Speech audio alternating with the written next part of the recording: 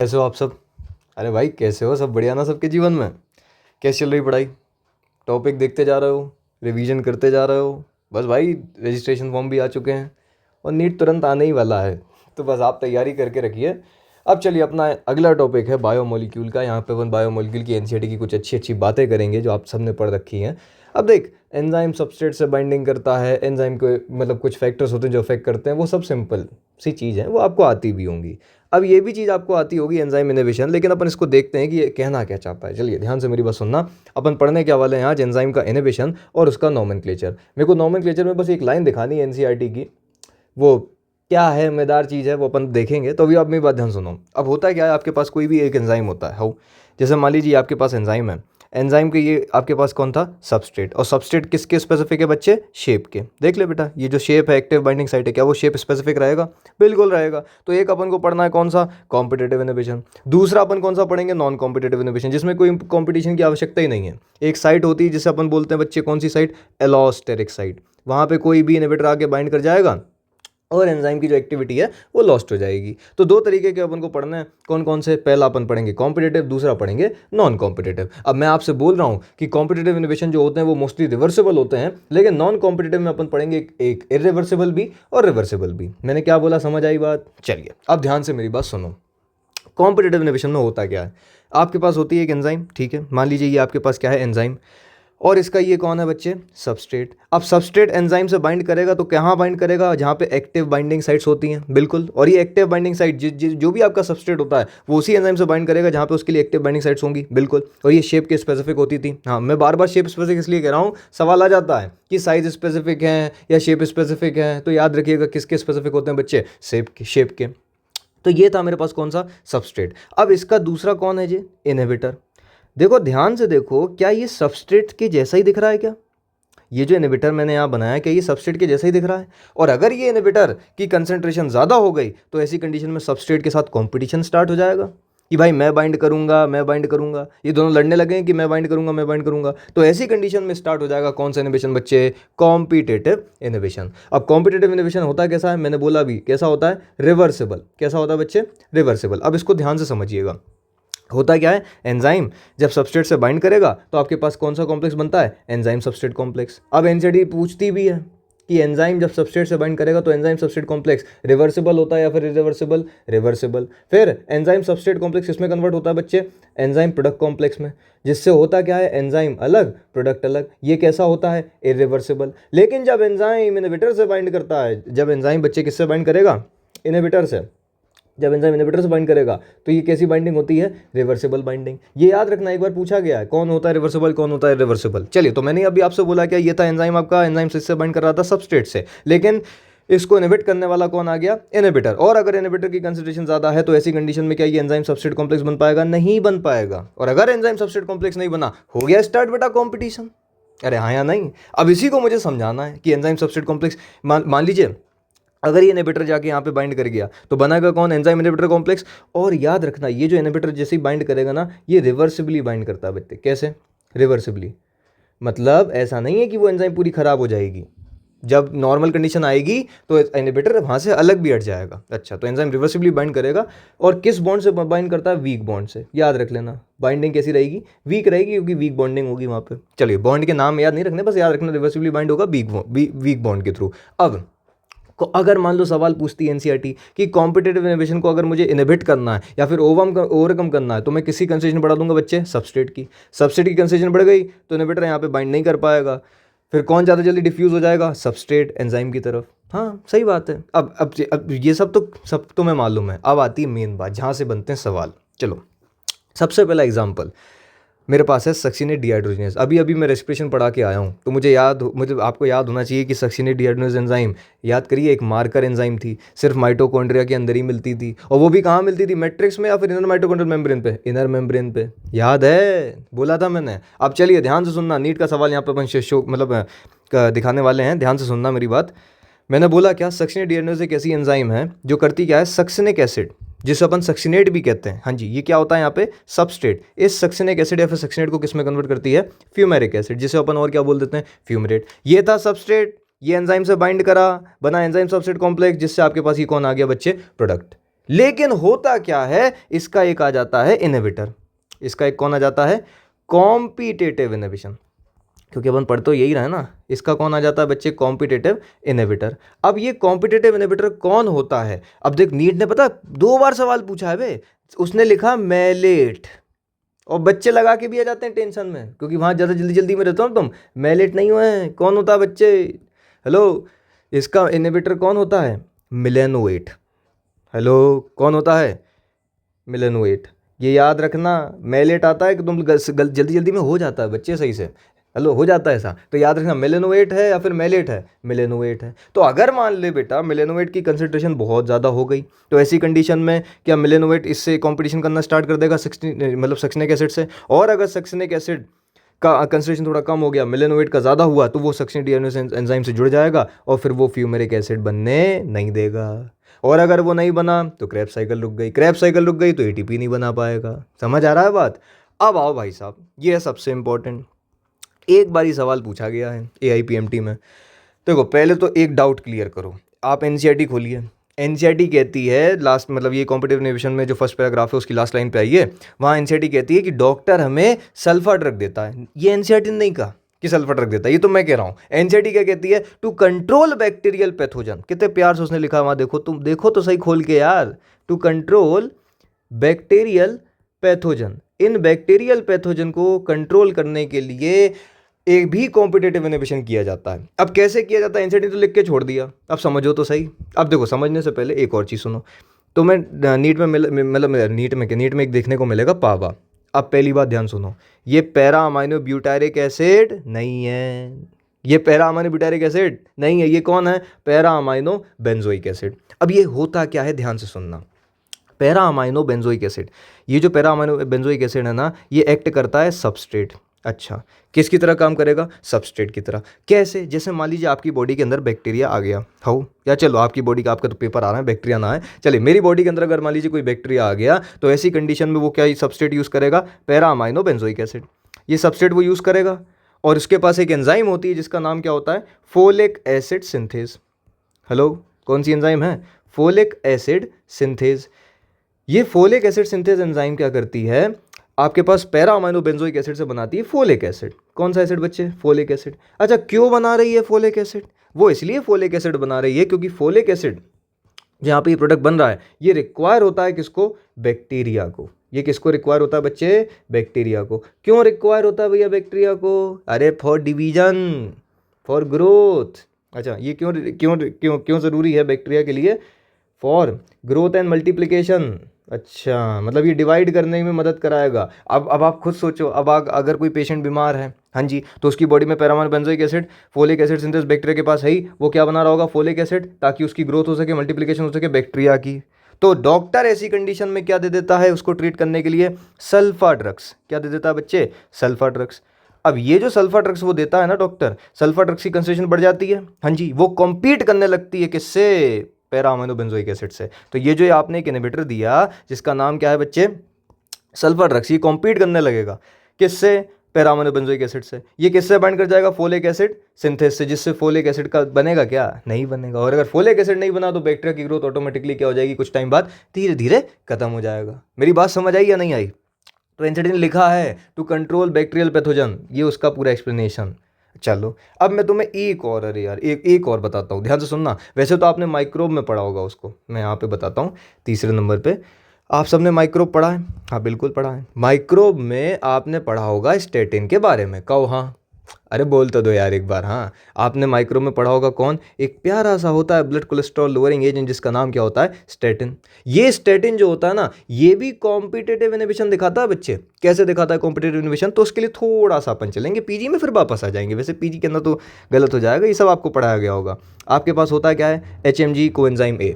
ये क्या होता है एक बच्चे, सबस्ट्रेट। ये क्या होता है, सबस्ट्रेट। ये बाइंड करता है एंजाइम से जिसका नाम क्या होता है, HMG coenzyme A reductase. HMG coenzyme है रिडक्टेज। ये जैसे ही इस एंजाइम से बाइंड करता है, ये बनाने लगता है आपके पास, जैसे आपने सुना है ना कोलेस्ट्रॉल के 2 प्रकार होते हैं, low density lipoprotein, high density lipoprotein. Hello, ये तो मैंने ही बताए हैं, हाँ जी। तो करेगा क्या, ये बनाता है मेविलोनोएट। क्या बनाएगा बच्चे, मेविलोनोएट। और मेविलोनोएट प्रीकर्सर होता है कौन किसका, लो डेंसिटी लिपोप्रोटीन का। ये तो मैंने तुम्हें नॉर्मल प्रतिक्रिया बताई। नॉर्मल प्रतिक्रिया में हुआ क्या कि बॉडी के अंदर है HMG कोएंजाइम है सबस्ट्रेट, वो एंजाइम मतलब ये इस एंजाइम से बाइंड करेगा सबस्ट्रेट रिडक्टेज एंजाइम से और बनवा देगा मेलेनोवेट। और मेलेनोवेट क्या बनाता है, लो डेंसिटी लिपोप्रोटीन, मतलब कोलेस्ट्रॉल, जो कि जानलेवा होता है, जिससे हार्ट अटैक आने के चांसेस होते हैं सर। हाँ जी। तो डॉक्टर ने क्या किया, डॉक्टर ने छोड़ो, साइंटिस्ट ने क्या किया, उन्होंने एक प्रोडक्ट बनाया जिसका नाम है स्टेटिन। क्या नाम है बच्चे, स्टेटिन। अब होता क्या है स्टेटिन, जैसे स्टेटिन मैं कैसे बताऊँ, जैसे वो टैबलेट्स आती है ना, आपने टैबलेट सुनी होंगी रोजुवेस्टिन। कौन सी, रोजू वेस्टेटिन। हेलो, ये ऐसी डोज टैबलेट्स आपने सुनी होंगी जिनमें स्टेटिन होता है यार। हाँ, स्टेटिन। स्टेटिन होता क्या है, ब्लड कोलेस्ट्रॉल लोअरिंग एजेंट। ये सब आपने माइक्रो में पढ़ा होगा। हाँ जी। तो ये रोजुवेस्टिन या फिर कोई भी टैबलेट अगर कोई पेशेंट ले रहा है जिसको कोलेस्ट्रॉल या फिर हार्ट अटैक के केसेस हैं, जिसको एक अटैक आ गया, दूसरा अटैक के चांसेस, तो डॉक्टर इसी दवाइयों पर रखते हैं। तो अब होगा क्या, ये होता है एक इनहिबिटर। क्या होता है बच्चे, इनहिबिटर। अब ये क्या चाहेगा कि नॉर्मली एंजाइम की बाइंडिंग इससे सबस्ट्रेट से ना हो। वो अब जैसी किसी ने ये स्टेटिन वाली दवाई खाई तो उससे स्टेटिन का कंसंट्रेशन बढ़ गया, तो ये इनहिबिटर किससे बाइंड कर जाएगा, एंजाइम से, जिससे मेलेनोवेट नहीं बनेगा। मेलेनोवेट नहीं बना तो लो डेंसिटी लिपोप्रोटीन नहीं बनेगा। भैया आपने सुना होगा कोलेस्ट्रॉल दो प्रकार की मैंने बताया, लो डेंसिटी लिपोप्रोटीन और हाई डेंसिटी लिपोप्रोटीन। कौन ज़्यादा लीथल था, कौन हार्ट अटैक कॉज कराता है, लो डेंसिटी लिपोप्रोटीन। ये कहीं पर भी जाके ऐसे क्लॉट के फॉर्म में कोलेस्ट्रॉल को डिपोजिशन करा के एथेरो या फिर आर्टरीस्क्लोरोसिस करा देते थे। हेलो, ये सब अपन ने पढ़ा ह्यूमन हार्ट में, याद करिए। और माइक्रोब में भी आपने पढ़ा होगा। तो मैं तुमसे बोल रहा हूँ, तुम 3 एग्जाम्पल याद रखो। पहला कौन सा एग्जाम्पल, सक्सिनिडियाडनोज, ये तो रेस्पिरेशन में ही बताया था। दूसरा कौन सा, पैरामाइनो बेंजोइक एसिड, ये तो अपन ने NCERT ने लिखा है। तीसरा, ये तुम्हें माइक्रोब से रिलेट करके वो पूछ देगा, स्टेटिन वाला। हेलो, और पूछा भी गया है, नहीं तो अभी टेस्ट सीरीज चल रही है ना, देखते चलो। चलिए अब दूसरा हो किस पे, दूसरा आपके पास कौन सा बच्चे, नॉन कॉम्पिटिटिव इनहिबिशन। अच्छा चलिए, अब दूसरा कौन सा मेरे पास, नॉन कॉम्पिटिटिव इनहिबिशन। अब नॉन कॉम्पिटिटिव इनहिबिशन में स्टार्टिंग में आपसे कह रहा हूँ, ये मोस्टली कैसे होते हैं बच्चे, रिवर्सिबल। लेकिन कुछ अपन को कौन से पढ़ने हैं, इरिवर्सिबल वाले भी पढ़ने हैं। अच्छा, तो अब ये इरिवर्सिबल वाले कैसे होंगे, क्या होगा, उसको थोड़ा सा आप समझने की कोशिश करिए। चलिए अब ध्यान से मेरी बातें सुनना, जितनी भी मैं सुनाऊँ। चलिए, सबसे पहले मैंने आपसे बोला क्या, कॉम्पिटिटिव इनहिबिशन। कॉम्पिटिटिव इनहिबिशन की बात अपन किसकी बारे में बात कर रहे हैं, नॉन कॉम्पिटिटिव इनहिबिशन। अब नॉन कॉम्पिटिटिव इनहिबिशन काम कैसे करेगा, ध्यान से सुनिएगा। ये आपके पास है एंजाइम, ठीक है। यहाँ पे भी अपन ने वो पढ़ा है मतलब वो इलेक्ट्रॉन ट्रांसपोर्ट चेन, मैं वही रिलेट कर रहा हूँ। पहले अपन किसकी बात कर रहे हैं, नॉन कॉम्पिटिटिव रिवर्सिबल या इरिवर्सिबल, इरिवर्सिबल। अब नॉन कॉम्पिटिटिव इरिवर्सिबल असल में काम कैसे करता है, उसी को तुम्हें समझना है। होता क्या है, एक एंजाइम होती है जिसको अपन लोग बोलते हैं क्या है, एंजाइम कह दो या फिर आप कॉम्प्लेक्स कह दो। आपने कॉम्प्लेक्स 4 का नाम सुना होगा, बिल्कुल सुना है।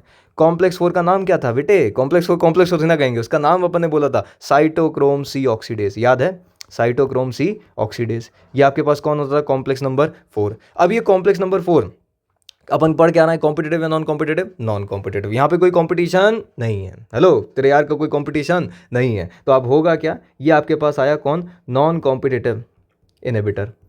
यार इनहिबिटर आ गया जो कि कैसा, नॉन कॉम्पिटिटिव। तो ये आपके पास क्या आ गया, नॉन कॉम्पिटिटिव इनहिबिटर। NCERT में एग्जाम्पल किसका लिखा है, साइनाइड। मैंने एक और भी बोला था, एजाइड, साइनाइड और एजाइड। तो अपनी NCERT में भी अपन बायोमोलिक्यूल की बात कर रहे हैं तो साइनाइड आया। हाउ, ये साइनाइड जो होता है ना, ये बाइंड कर जाता है किसके साथ, बाइंड विथ कॉपर B। किसके साथ बाइंड कर जाएगा बच्चे, कॉपर B। अब ये जो एंजाइम है यहाँ पे प्रेजेंट होता है कौन, copper B, cytochrome C oxidase, complex number 4। याद करिए, इलेक्ट्रॉन ट्रांसपोर्ट चेन पढ़ा चुका हूँ भैया मैं। अच्छा, तो ये जैसे ही इससे बाइंड करेगा कॉपर B के साथ, कॉपर B के साथ जैसे ही बाइंड करा, इसने टेम्परेरी चेंज कर दिया एक्टिव साइट्स का। हेलो, और ये टेम्परेरी करेगा या परमानेंट, इरिवर्सिबल पढ़ना है अपन। इरिवर्सिबल करना मतलब परमानेंट चेंज कर देगा। कैसा चेंज करेगा, परमानेंट चेंज। अच्छा, और अगर इसने परमानेंट चेंज कर दिया बाइंडिंग साइट्स का, तो क्या अब ये सबस्ट्रेट यहाँ बाइंड हो पाएगा, बिल्कुल नहीं होगा। सबस्ट्रेट अगर बाइंड नहीं होगा तो क्या प्रोडक्ट बन पाएगा, बिल्कुल नहीं बनेगा। ये इनहिबिटर यहाँ पे बाइंड किया कॉपर B के साथ, और जैसे ही ये कॉपर B के साथ बाइंडिंग करेगा, इसने परमानेंट चेंज कर दिया एक्टिव साइट्स का, और ये एंजाइम पूरी तरीके से क्या हो गई, खराब। हेलो, ये अपन को याद रखना है। मैंने सबसे पहले किसकी बात करी बच्चे, कॉम्पिटिटिव इनहिबिशन। कॉम्पिटिटिव इनहिबिशन में क्या यहाँ एंजाइम खराब हो रहा था, कॉम्पिटिटिव में नहीं। क्या नॉन कॉम्पिटिटिव में एंजाइम ही खराब हो गए, रिवर्सिबल या इरिवर्सिबल, इरिवर्सिबल। अब यहीं पे एक चीज़ मैं तुम्हें और बताता हूँ, पहले सवाल आता था इससे कि कॉम्पिटिटिव इनहिबिशन इन कॉम्पिटिटिव इनहिबिशन और नॉन कॉम्पिटिटिव इनहिबिशन में क्या क्या डिफरेंसेस देखने को मिलते हैं, देखना, ध्यान सुनना, अगर तुम समझ जाओ बहुत अच्छी बात। कॉम्पिटिटिव इनहिबिशन में Km की वैल्यू इंक्रीज होती है क्योंकि यहाँ पे सबस्ट्रेट की कंसेंट्रेशन अपन लोग बढ़ा रहे हैं, अगर याद हो। और जो Vmax है बच्चे, जो Vmax है वो कैसा है, कांस्टेंट।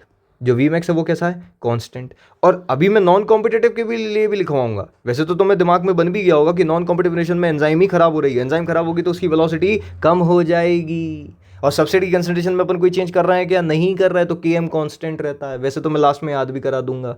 तो अभी मैंने आपसे बात किसकी करी, competitive, sorry non competitive, reversible या इरिवर्सिबल, इरिवर्सिबल। इरिवर्सिबल में क्या परमानेंट चेंज आता है, बिल्कुल परमानेंट चेंज आता है। एनसीईआरटी में एग्जांपल कौन सा दिया है रेस्पिरेशन में, कि भाई साइटोक्रोम सी ऑक्सीडेज जो कॉम्प्लेक्स नंबर 4 है उसकी कॉपर बी से कौन बाइंड कर जाती है, साइनाइड। वहां एक और लिखवाया था, कौन सा, एजाइड। अब दूसरा जो तुम्हारे पास है वो है नॉन कॉम्पिटिटिव रिवर्सिबल। मैंने स्टार्टिंग में लिखा भी कि नॉन कॉम्पिटिटिव मोस्टली कैसे होते हैं बच्चे, रिवर्सिबल। एक हमें पढ़ना था रिवर्सिबल, वो अपन ने पढ़ लिया। अब नॉन कॉम्पिटिटिव रिवर्सिबल किससे चलता है, एलोस्टेरिक इनहिबिशन। एनसीडी देखना कितने प्यार से लिखा उसने, एलोस्टेरिक इनहिबिशन।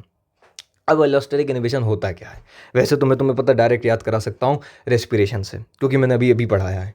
देखो होता क्या है ना, कुछ एंजाइम ऐसी होती हैं जिनके पास एडिशनल साइट्स होती हैं। अच्छा, जिनके पास कैसी साइट होती हैं बच्चे, एडिशनल साइट। अरे एडिशनल साइट मतलब एक्टिव साइट के अलावा भी कुछ साइट होती हैं जिन्हें बोलते हैं अपन एलोस्टेरिक साइट। और नीट ने तो पूछा भी है कि एलोस्टेरिक साइट क्या, कौन सी साइट होती है, मतलब अदर देन एक्टिव साइट या फिर एक्टिव साइट, नहीं नहीं अदर देन एक्टिव साइट। अच्छा, ये दोनों आपके पास क्या है, एक्टिव साइट। अच्छा, तो ये मेरे पास कौन है, एंजाइम, ये आपके पास कौन है, सबस्ट्रेट। अब यहाँ ये कौन बैठा है, इसका इनहिबिटर। कौन बैठा है बच्चे, इनहिबिटर। अब नॉर्मल केस की अगर मैं बात कर रहा हूँ, मैं अभी किसकी बात कर रहा हूँ, नॉर्मल केस, तो मैं आपको फिर से लेके चलता हूँ रेस्पिरेशन वाले चैप्टर में जहाँ पर ने पढ़ा था ग्लाइकोलाइसिस। वहाँ एंजाइम पढ़ी थी मैंने फोस्फोफ्रक्टोकाइनेज। कौन सी एंजाइम अपन ने पढ़ी थी, फोस्फोफ्रक्टोकाइनेज। ये जो फोस्फोफ्रक्टोकाइनेज एंजाइम होती है ये बाइंड करती है सबस्ट्रेट के साथ, और सबस्ट्रेट का नाम क्या होता था, याद करिए, फ्रक्टोज 6 फॉस्फेट। जैसे ही एंजाइम फोस्फोफ्रक्टोकाइनेज एंजाइम फ्रक्टोज 6 फॉस्फेट से बाइंड करती है, वो क्या बना देती है, फ्रक्टोज 1,6 बिसफॉस्फेट। याद है, हेलो, थर्ड स्टेप याद करिए, मैंने बोला था एलोस्टेरिक एंजाइम के थ्रू कंट्रोल होती है। अब ध्यान से सुनना, होता क्या है, जब हमारे पास पहले से ही एनर्जी बनी है, पहले से ही एटीपी प्रेजेंट होती है, तो क्या आप चाहेंगे कि और एटीपी बने। रेस्पिरेशन याद करो, बोला था सीरीज ऑफ रिएक्शन है कंट्रोल बाय एंजाइम। हाँ हाँ, तो भाई साहब पूरी एनर्जी इकट्ठी नहीं बना दी जाती, टुकड़ों में बनाई जाएगी। हेलो, डिफरेंट डिफरेंट रिएक्शंस के डिफरेंट डिफरेंट साइकिल से बनाई जाएगी। तो अगर मान लो पहले से ही एटीपी ज़्यादा है, तो ऐसी कंडीशन में ये इनहिबिटर की तरह काम करती है। किसकी तरह काम करेगी, इनहिबिटर। और ये एटीपी बाइंड कर जाएगी किस साइट पे, एलोस्टेरिक साइट पे। बच्चे किस साइट पे आपने बाइंड करा दिया, लो ये आ गया कौन, एटीपी, जो कि इसकी इसी तरह काम कर रहा है अभी, इनहिबिटर एलोस्टेरिक साइट पे बाइंड कर गया। जैसे ही ये बाइंड करेगा ये टेम्पररी चेंज करेगा। ऊपर अपन ने कैसा चेंज कराया था, परमानेंट, यहाँ पे कैसा चेंज है, टेम्पररी। हेलो, उसके जैसा ही है। चलिए, तो आपने कैसा चेंज करा दिया बच्चे, टेम्पररी चेंज। और अगर ये टेम्पररी चेंज हुआ तो आप खुद सोचो, क्या फ्रक्टोज 1,6 बाइफॉस्फेट बनना रुक जाएगा, हाँ बिल्कुल रुक जाएगा, तो आपके पास ये बनेगा ही नहीं प्रोडक्ट। अच्छा, अब अगर वहाँ याद करो, मैंने बोला था एटीपी जो होता है वो इनहिबिटर की तरह काम करता है, कब, जब एटीपी ज़्यादा है, और जब एटीपी नहीं होता तो एएमपी होता है। और एएमपी कैसा था, एक्टिवेटर, याद है, नहीं तो मैं लगा दूंगा, देखना जाके ग्लाइकोलाइसिस। हेलो, एक्टिवेटर की तरह काम करेगा। तो मैंने सबसे पहले क्या पढ़ाया आपको, इनोवेशन। इनोवेशन में सबसे पहला कौन सा था, कॉम्पिटिटिव। दूसरा कौन सा है, नॉन कॉम्पिटिटिव। नॉन कॉम्पिटिटिव में पहला कौन सा देखा, इरिवर्सिबल। इरिवर्सिबल में कौन सा याद रखना है बच्चे, रेस्पिरेशन का कॉम्प्लेक्स नंबर 4। कौन ब्लॉक कर देता है, साइनाइड। नॉन कॉम्पिटिटिव रिवर्सिबल में अपन ने क्या देखा, एलोस्टेरिक इनहिबिशन। कौन सा इनहिबिशन, एलोस्टेरिक। एक और एग्जांपल आपको बताते हैं, ग्लाइकोलाइसिस में आपके पास होता है ग्लूकोज, हाँ उसमें लगती है एटीपी, जिससे आपके पास क्या बन जाता है, ग्लूकोज 6 फॉस्फेट। और साथ ही साथ एडीपी भी बनती है। और साथ ही साथ एंजाइम कौन सी लगती थी बच्चे, हेक्सोकाइनेज। कौन सी लगती थी, हेक्सोकाइनेज। अब पता, ये जो अपन रेस्पिरेटरी सबसे ग्लूकोज को यूज़ करते हैं ना, यहाँ पे भी देखा जाता है कि अगर मान लो ग्लूकोज 6 फॉस्फेट सेल में पहले से ही ज़्यादा है, हाँ पहले से ही अगर ये ज़्यादा होता है ना, तो ये खुद किसकी तरह काम करता है, एलोस्टेरिक इनहिबिटर की तरह। अच्छा, ये इसी को तो बोलती है एनसीईआरटी कि ये फीडबैक इनहिबिशन दे देता है।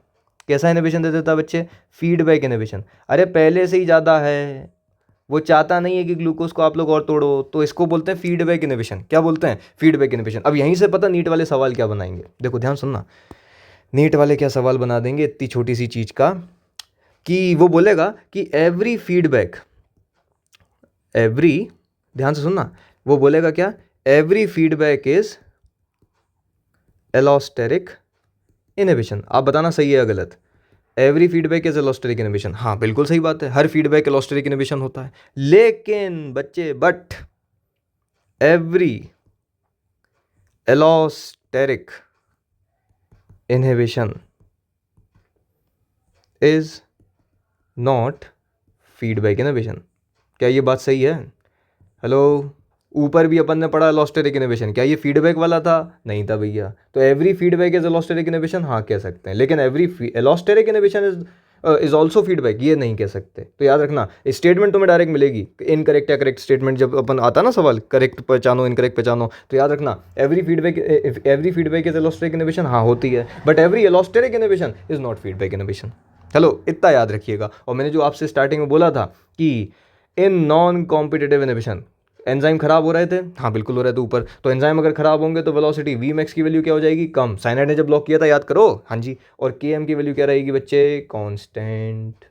ये पहले सवाल पूछे जाते थे एम्स में बहुत, कि कॉम्पिटिटिव में क्या होगा, नॉन कॉम्पिटिटिव में क्या होगा। चलिए, अब एक चीज़ मैंने आपसे और बोली थी ऊपर कि अपन नॉमेनक्लेचर भी देखेंगे, हाँ जी बिल्कुल। तो देखो नॉमेनक्लेचर में एनसीईआरटी खोल लो फटाफट, क्योंकि अब मैं लिखूंगा नहीं, मैं बोलूंगा, मुझे बस एक लास्ट लाइन दिखानी है और लिखनी भी है।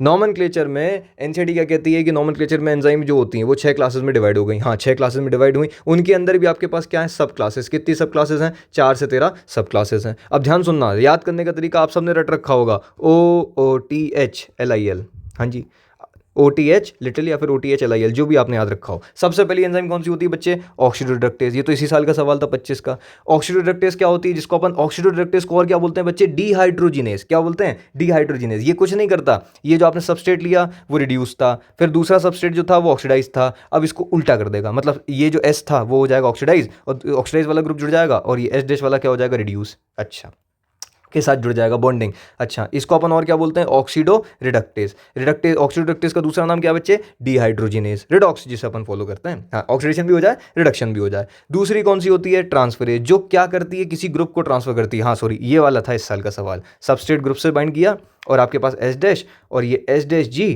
Plus substrate. पहले सबस्ट्रेट मतलब पहले जो ग्रुप था वो सबस्ट्रेट से बाइंड था, अब किससे हो गया? S डैश से बाइंड हो गया, सबस्ट्रेट डैश से बाइंड हो गया। अच्छा, तो याद रखिएगा आपके पास ये कौन सी है? ट्रांसफरेज। अच्छा, ट्रांसफरेज तो बहुत सारे एग्जांपल हैं, आपने सुना होगा, जैसे जब आपने ह्यूमन ब्रेन पढ़ा होगा तो वहाँ पे आपने सुना होगा कैट, कोलिन एसिटाइल ट्रांसफरेज। अरे चलो छोड़ो, तुमने रेस्पिरेशन पढ़ा है तो वहाँ हेक्सोकाइनेज। अच्छा, फिर ट्रांसफर ऑफ अमीनो ग्रुप जो करती है उसे बोलते हैं ट्रांस अमाइनेज। अच्छा, फिर तीसरी कौन सी है? हाइड्रोलेज। हाइड्रोलेज क्या करता है? ब्रेक डाउन करता है कंपाउंड हाइड्रोलिसिस। अरे अपने डाइजेस्टिव एंजाइम के जितने भी, डाइजेशन के जितने भी एंजाइम है वो सब कैसे होते हैं? हाइड्रोलिस, पानी में ही काम करते हैं।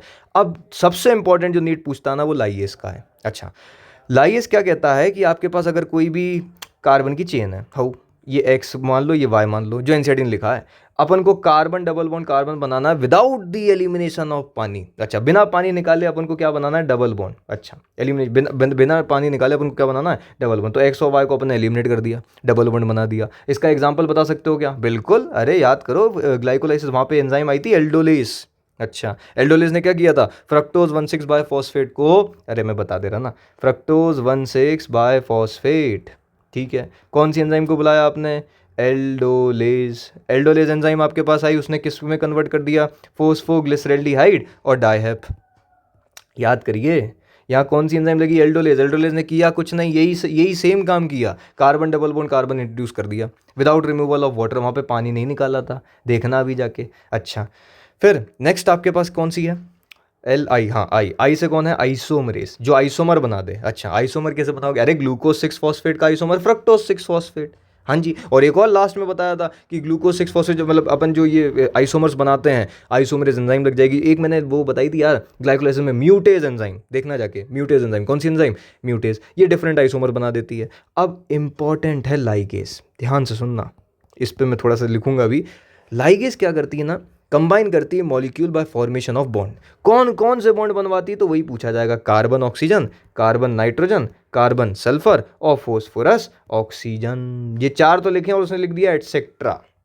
अच्छा, तो कार्बन ऑक्सीजन बॉन्ड बनवाएगा, कार्बन नाइट्रोजन बनाएगा, कार्बन सल्फर बनाएगा और फोस्फोरस ऑक्सीजन बॉन्ड बनाएगा। याद रखिएगा इसके एग्जाम्पल, आपने DNA लाइगेज सुना है, हाँ जी, आपने सिट्रेट सिंथेज भी सुना है, सिट्रिक एसिड, जब बनवाती है वो एस्टाइल कोएंजाइम और ऑक्जेलो एसिटिक एसिड से। ये सब किसके काम होते हैं? लाइगेज के। अब मुझे जो पढ़ाना था ना उस पे आ जाओ। मेन बात ध्यान से सुनना, बहुत मजेदार चीज़ है। एनसीईआरटी खोल के बैठो। हाँ जी, एनसीईआरटी में लिखा है आखिरी लाइन नोमेनक्लेचर की कि जो एंजाइम होती है ना उनकी नेमिंग की जाती है बाय 4 डिजिट नंबर।